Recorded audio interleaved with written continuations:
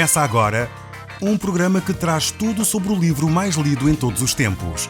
Apresentamos O Som do Livro.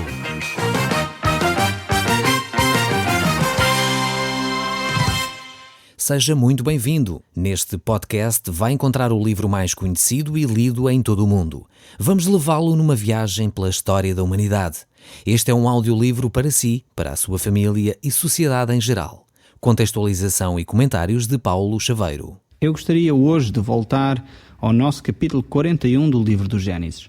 Nós temos estado a olhar para a Bíblia, este livro fantástico, e a Bíblia é um livro que revela a vontade de Deus, é um livro que revela a palavra de Deus. E nós temos estado a ler e já vamos no capítulo 41.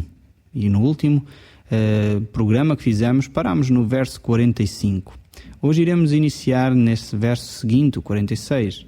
Temos estado a ver a vida de José, um jovem que foi maltratado pelos familiares, mas apesar de tudo é um jovem que se manteve firme a sua fé em Deus e por isso alcançou vitória. Esta história de José não é um romance barato ou um romance de ficção. Ele foi verdadeiramente uma pessoa real da história da humanidade. Um homem que Deus usou para ser, digamos assim, o salvador de muitas nações na sua época.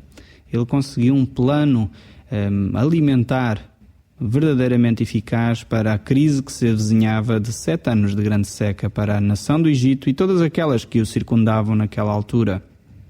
Por isso José é uma figura de grande peso na história da humanidade e é importantíssimo nós olharmos para ele, para a integridade que ele teve no trabalho, na forma como ele se empenhou nas coisas em que se envolvia, mas também para a atitude que ele tinha para com as pessoas. Mesmo sendo injustiçado, mesmo sendo maltratado por muitas pessoas, ele permaneceu sem rancor nem amargura no coração. Ele permaneceu um homem íntegro, ainda que as situações da vida não o favoreceram. Ele não olhou isso com desdém, antes pelo contrário, permaneceu fiel, sabendo que era Deus quem governava a vida dele. Talvez você tenha vivido situações difíceis, talvez tenha vivido muitos momentos de altos e baixos, como José teve. Mas a minha pergunta para si neste momento é: você tem confiado que Deus está a dirigir a sua vida? Deus está a controlar tudo aquilo que acontece consigo? Ou você atribui a outros seres ou outras coisas aquilo que lhe acontece? Felizmente, às vezes vivemos tempos em que as pessoas atribuem tudo ao diabo. É tudo o diabo que faz. Às vezes esquecemos-nos que a Bíblia nos mostra que é Deus que é o soberano sobre todas as coisas. E que aquilo que nós semeamos, nós vamos ceifar também. E por outro lado, é Deus quem protege e guarda toda a nossa vida e nada nos acontece sem que Deus, no mínimo, permita.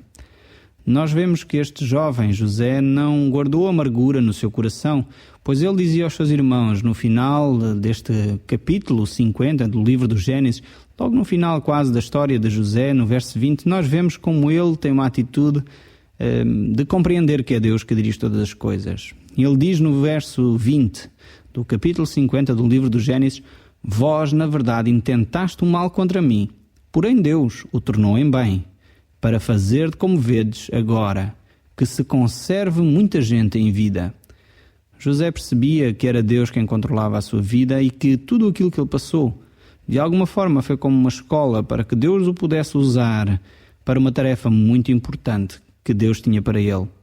Uma tarefa que ele iniciou aos 30 anos. Isso é interessante ver que o próprio Jesus também iniciou o seu ministério aos 30 anos. Ele foi preparado, José, durante muito tempo para chegar a esta tarefa que Deus tinha para ele. Ele merecia agora absoluta confiança. Ele era um homem que Faraó, o grande imperador do Egito, poderia confiar, pois José tinha dado provas de saber o que estava a fazer. Por essa razão, Faraó colocou nas mãos de José toda a responsabilidade e, como sinal disso, ele pôs-lhe na mão o anel que lhe pertencia, que naquela altura validava as decisões. Era com aquele anel que eram validadas as leis na época, e Faraó colocou nas mãos de José esse anel, colocou também como símbolo de importância roupas finas e ao pescoço colocou-lhe um colar de ouro. E fê-lo subir no segundo carro que lhe pertencia. Isso mostrava claramente que José era alguém de confiança. José era alguém em quem Faraó depositava toda a sua confiança e era ele agora que iria tomar as grandes decisões para a nação e para o Império Egípcio. José foi então dado também um outro nome que significava aquele que revela as coisas futuras. Para Faraó foi José que trouxe a solução. Não só a solução, como a salvação de todo o seu império. Por isso ele atribuiu-lhe um outro nome, Zaphnath Paneia, que quer então dizer aquele que revela as coisas futuras. Tinha então José 30 anos, quando se apresentou a Faraó, rei do Egito, e andou por toda a terra do Egito. Diz o nosso versículo 46 do estudo de hoje, no capítulo 41 do livro do Gênesis. Caso ainda não tenha anotado, estamos agora a estudar esse capítulo e esse livro. Vemos então que José, assim que tomou posse do seu cargo, logo ele começou a inteirar-se de toda a situação. Ele viajou por toda a terra do Egito para se conhecer melhor a situação, mas também para se apresentar ao povo, para que o povo pudesse compreender porque é que era ele agora que iria tomar as decisões. E assim José viu todas as cidades do Egito, viu o potencial que haveria para solucionar assim a situação que iria haver nos próximos 7 anos de fartura, mas também nos próximos 7 anos de miséria. Vemos então no verso 47 a 49 o que acontece então nestes primeiros 7 anos. Nos 7 anos de fartura, a terra produziu abundantemente, e juntou José todo o mantimento que houve na terra do Egito durante os 7 anos, e o guardou nas cidades. O mantimento do campo ao redor de cada cidade foi guardado na mesma cidade. Assim juntou José muitíssimo cereal, como a areia do mar, até perder a conta, porque ia além das medidas. Vemos que esta atitude de José logo teve resultados benéficos. Uma estratégia extremamente interessante. O cereal produzido em cada cidade era para benefício dessa mesma cidade.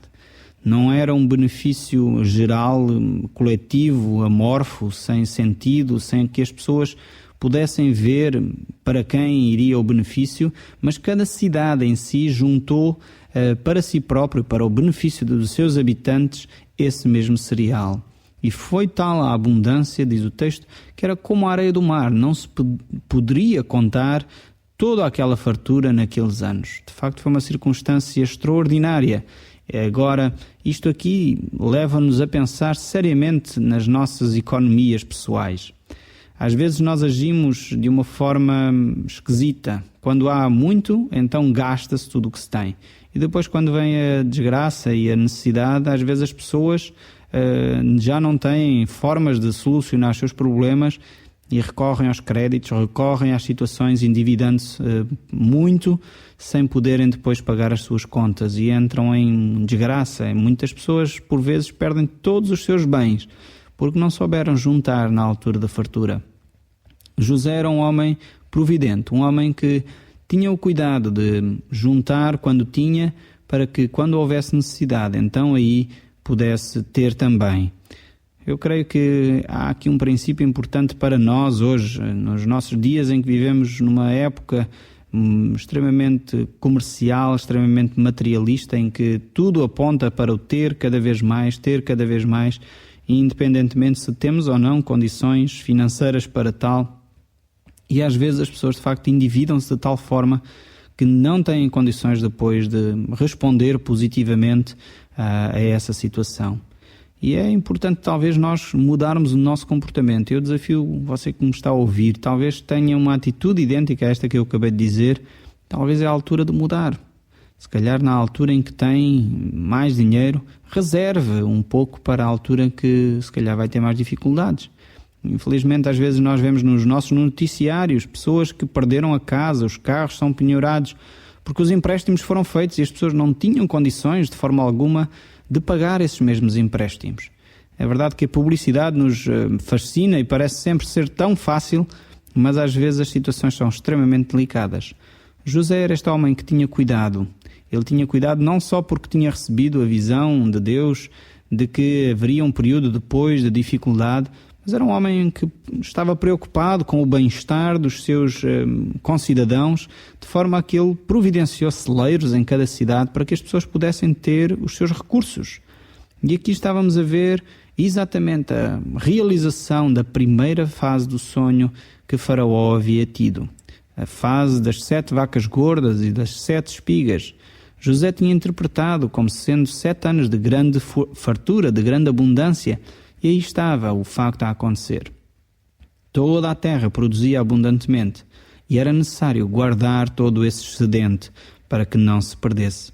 E foi assim que toda a nação do Egito, toda a população, pôde então armazenar junto à sua cidade os bens que lhe sobravam, os bens que eram reservados para a oportunidade que viria mais tarde a mostrar-se que era extremamente necessário toda aquela fartura.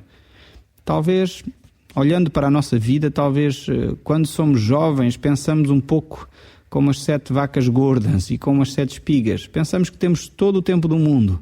Pensamos que temos toda a saúde, toda a energia para fazer tudo.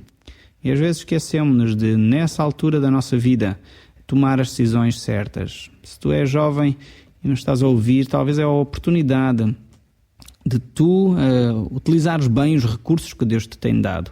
Não ponhas de lado a tua juventude. Não desperdices a tua juventude em folias, em vícios que vão-te sair muito caros. O teu corpo vai pagar muito alto essa fatura de noitadas muito mal gastas.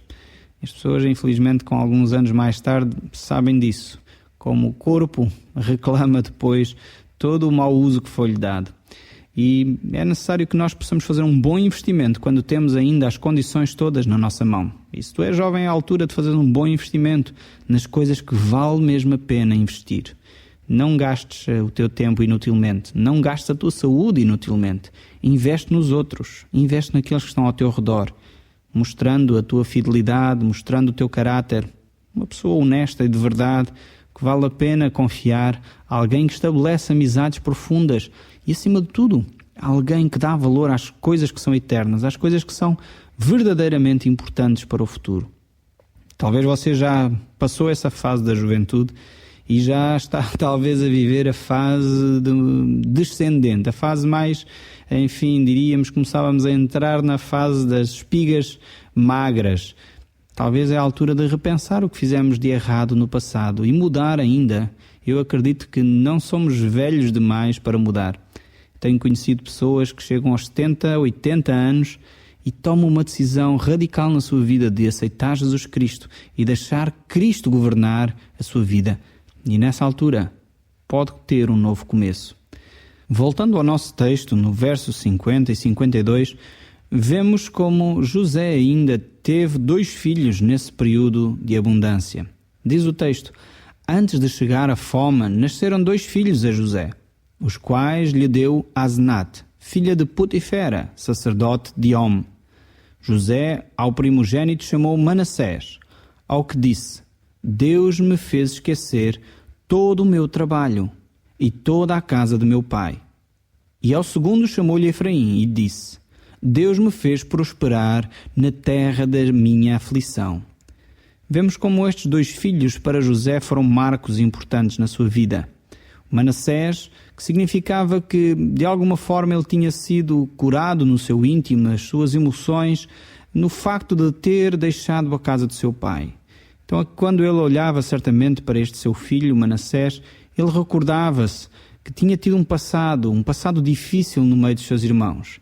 Mas também, quando ele olhava para Efraim, certamente ele se lembrava que era Deus que estava com ele e Deus o tinha feito prosperar na terra da aflição. Talvez nós necessitemos de olhar e ver marcos na nossa vida que nos recordem que Deus está conosco. Mesmo no tempo da aflição, Deus não nos abandona. Talvez, diria eu, necessitaríamos de Efraíns na nossa vida. Qual é o Efraim na sua vida? Aquele que você olha e diz: Deus está comigo, Deus me fez prosperar na terra da minha aflição. José não saiu dali, não fugiu à aflição, não fugiu à circunstância, mas nesse mesmo lugar, no lugar que Deus o tinha levado até lá, ele prosperou. Ele se manteve firme, trabalhando afincadamente. Nós vemos isso já nos programas anteriores que nós falámos. Vemos como José foi fiel na casa de Potifar, que é diferente de Potifera, que é o sogro agora. Portanto, são personagens distintas. Mas ele trabalhou afincadamente na casa de Potifar, o senhor que o tinha comprado como escravo, e também trabalhou afincadamente, mesmo na altura de maior desgraça da sua vida, que foi quando estava preso. Mesmo aí, Deus o fez prosperar. E ele reconheceu isso. Por isso, em homenagem a essa situação, ele deu o nome ao seu filho Efraim, lembrando que Deus era o Deus que estava com ele. Eu acho importante isso, os nossos filhos, terem nomes significativos. O meu filho mais velho chamo Natanael, que significa o presente de Deus. E isso para mim e para a minha esposa foi de facto um presente que Deus nos concedeu numa altura difícil do nosso casamento, em que tínhamos perdido uma outra criança, e demos este nome significando que Deus nos tinha presenteado. Então eu creio que é importante na nossa vida termos marcos. Cada vez que eu olho para o meu filho, sei que Deus é bom e que Deus gosta de nós, Deus cuida de nós, e no momento de aflição, Deus consola o nosso coração. É assim que os marcos são importantes na nossa vida. Nós temos que olhar para a frente como vimos José fazer. Ele olhou e viu que Deus é quem era com ele. Filipenses, capítulo 3, verso 13 a 14, diz: "Uma coisa faço, esquecendo-me das coisas que para trás ficam e avançando para as que diante de mim estão, prossigo para o alvo, para o prémio da soberana vocação de Deus em Cristo Jesus." Esta era a atitude de José. Estes dois filhos vieram lembrar a ele que Deus era com ele, mesmo no momento de aflição. Deus não o desamparava, e era necessário ele olhar para a frente e não ficar constantemente a lamentar-se. Eu creio que é uma atitude sábia esta de José. Em primeiro lugar, porque para ele iria-lhe fazer bem não ficar constantemente olhando para o passado, martirizando o seu coração, guardando mágoas no seu íntimo. Isso só nos destrói a nós próprios. José, sabendo disso, ficou olhando para o futuro, vendo aquilo que Deus estava a fazer e vendo que Deus o tinha feito prosperar na terra da sua aflição. Continuando a olhar para o nosso texto, vemos no verso 53 a 57 o que Deus nos diz neste texto. Passados os 7 anos de abundância que houve na terra do Egito, começaram a vir os 7 anos de fome, como José havia predito. Havia fome em todas as terras, mas em toda a terra do Egito havia pão. Sentindo toda a terra do Egito a fome, clamou o povo a Faraó por pão. E Faraó dizia a todos os egípcios: "Ide a José, o que ele vos disser fazei." Havendo, pois, fome sobre a terra, abriu José todos os celeiros e vendia aos egípcios, porque a fome prevaleceu na terra do Egito. E todas as terras vinham ao Egito para comprar de José, porque a fome prevaleceu em todo o mundo. Continuamos a olhar e a ver que aquilo que José tinha interpretado acontecia exatamente como ele tinha dito. Imaginemos o que teria acontecido se Faraó não tivesse acreditado na interpretação de José. Se Faraó tivesse duvidado que aquilo que José havia dito era verdade, neste momento, quer os egípcios, quer toda a terra naquela área, teria perecido com fome. E neste momento, o Egito é o celeiro do mundo. Vemos como o plano de José resolveu um grande problema na sua altura. Ele de facto foi o salvador daquela época. Ele trouxe paz e mantimento a toda a região. O alimento que ele armazenou durante o tempo da abundância serviu para que eles tivessem mantimento durante os anos da seca, os anos da fome. A fome chegou também até à terra onde os pais de José e os irmãos habitavam, a terra de Canaã. E vemos como é necessário agora os filhos de Jacó virem até ao Egito para buscar mantimento. Os 10 rapazes, na altura, agora homens, que venderam José como escravo para o Egito, são agora enviados pelo seu pai para o Egito, a fim de comprar mantimento. Eles ficaram intrigados como iriam ter que enfrentar o Egito, ter que voltar a esse lugar que para eles trazia recordações terríveis das suas atitudes para com o seu irmão mais novo. Mas eles teriam de ir, E caminharam então e chegaram ao Egito. E tiveram uma entrevista com o governador, pois o objetivo deles era comprar os cereais naquela terra distante. No verso 7 do nosso estudo que estamos a fazer hoje, vemos então a atitude de José para com os seus irmãos. Vendo José os seus irmãos, reconheceu-os, porém não se deu a conhecer. E lhes falou asperamente e lhes perguntou: de onde vindes? Responderam: da terra de Canaã, para comprar mantimento. José respondeu aos irmãos, porém eles não o reconheceram. Então se lembrou José dos sonhos que tivera a respeito deles e lhes disse: vós sois espiões e vieste para ver os pontos fracos da terra. Não, senhor meu, responderam eles, mas viemos os teus servos para comprar mantimento. Somos todos filhos de um mesmo homem. Somos homens honestos. Os teus servos não são espiões. Ele, porém, lhes respondeu: nada disso.